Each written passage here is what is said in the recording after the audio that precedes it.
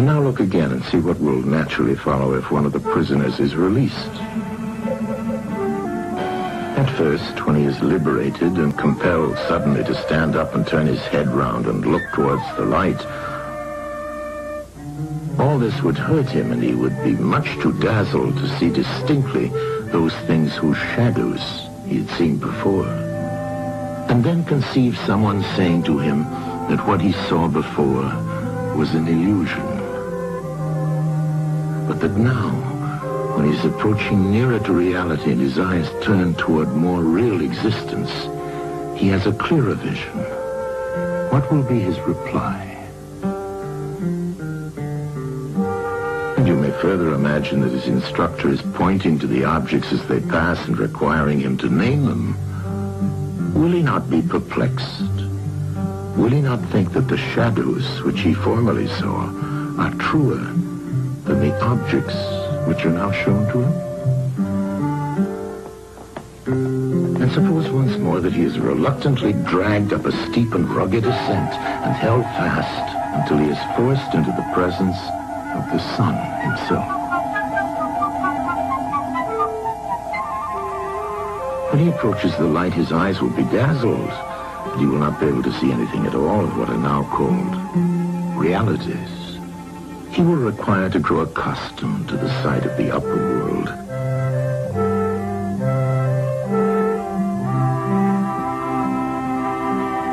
And first he will see the shadows best. Next, the reflections of objects in the water, and then the objects themselves. Then he will gaze upon the stars and the spangled heavens and the light of the moon. He will see the sky and the stars by night. Last of all, he will be able to see the sun, and not mere reflections of it in the water, but he will see the sun in its own proper place and not in another. And he will contemplate the sun as it is. Will he not then proceed to argue that it is the sun who gives the season and the years, and is the guardian of all that is in the visible world, and in a certain way the cause of all things which his fellows have been accustomed to behold?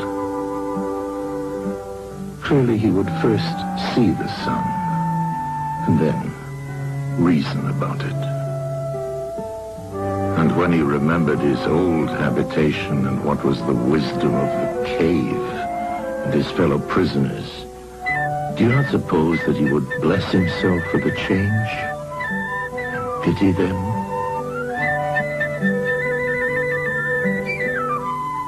And if they were in the habit of conferring honors among themselves on those who were the quickest to observe the passing shadows, and to remark which of them went before and which followed after, and which were together and who were therefore best able to draw conclusions as to the future,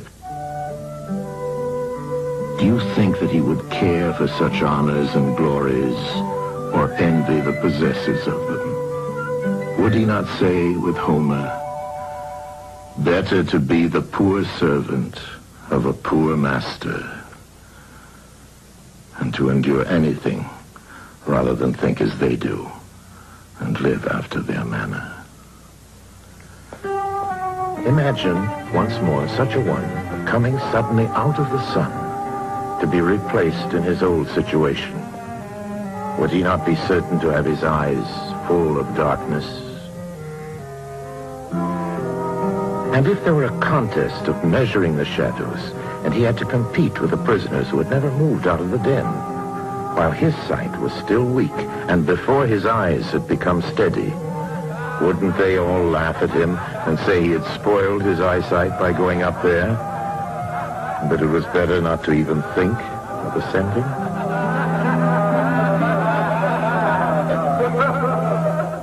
And if anyone tried to release another and lead him up to the light, let them only catch the offender, and they would put him to death.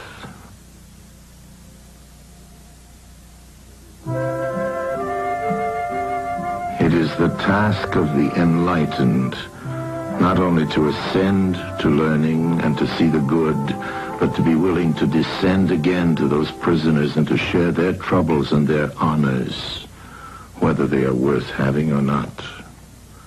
And this they must do, even with the prospect of death. They shall give of their help to one another, wherever each class is able to help the community.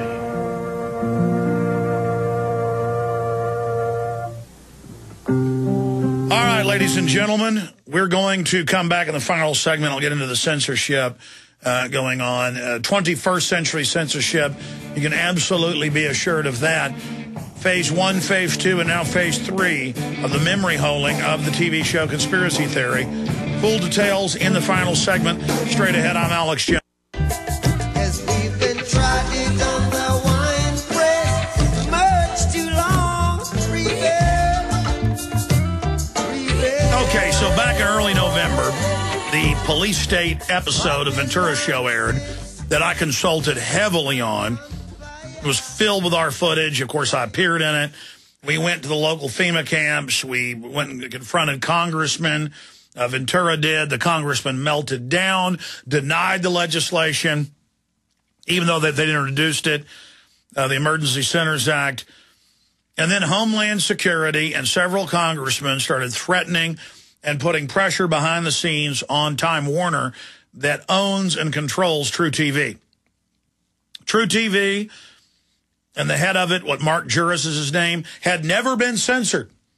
They had a free hand. They'd sworn to Ventura, don't worry, last year, it's going to air. It got top ratings for True TV. That's high ratings, 1.7, 1.8 million.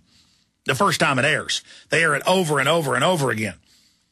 Now, this season came out. They stuck it on Fridays, which a lot of internal people thought was an attempt to make it fail. It still got top ratings on a Friday night. Then we noticed that they didn't re-air the police state episode. Sure enough, Ventura called. You heard him here a few weeks ago, confirmed. Deep Six at the top. Now we've noticed that they have not been airing or barely re-airing. Like they'll air one of the other not as hard-hitting ones 2 or 3 times compared to airing the JFK once. JFK is getting Deep Sixed. Others are getting Deep Sixed. And TiVo and other DVRs in their manuals, the two-way TiVos, it's coming in off cable, they admittedly sell on the side what you watch and what you do, your psychological profile for advertising that targets you through direct mail, internet, and other ways, just like Google does. And they track what you're watching, what you're recording. And they never, I've looked this up, never go in and erase things off DVRs remotely, though they have that power. We have had emails in the last month pouring in. So we've done tests here at the office. I've had other people do tests. It's true. They are erasing not, and Federal Jack's done tests. We Are Change have done tests. They'll show video of the DVR, and then they'll only erase certain ones. What are they erasing? If you had the police state episode, they went into your computer, into your DVR, and erased it. You could have last season's, this season's. You could have 15 other episodes. That episode they erase. That one episode of 16. Now they're remotely, and we're getting emails from everybody confirming this, they're erasing the JFK, Wall Street, water. I mean, do you think they want people knowing they're putting poison in the water and all the admissions? And these emails are just pouring in. And yes, we've confirmed it. Yes, Federal Jack's confirmed it. We Are Changes confirmed it. We've confirmed it. It's going on. In fact, there's videos online on YouTube that show where it's been erased inside the DVRs. And a lot of them are getting erased off YouTube now. They do not want you seeing this, especially that police state episode. It only aired once. Quote, I wanted to bring to your attention all the shows that we recorded on our direct TV DVR of Jesse Ventura's show. Season 1 and 2 were removed without mine and my husband's permission. We do not have any settings on our DVR which would allow or permit the shows to be erased and deleted from our direct TV receiver recorder. We discovered this when we went to see what show was recorded this past Friday. And other emails tell the same story, and it's not all their shows, it's just these. Others say it's just the JFK episode, or it's just the water episode, or the Wall Street. My TiVo erased my JFK episode. I recorded the encore presentation and transferred it to my PC via TiVo VO desktop 2.7. If you have a network TiVo, then only sure way to keep your program is a TiVo desktop. It's a shame, but I have had 2 conspiracy theory episodes disappear now. Thank you for your time.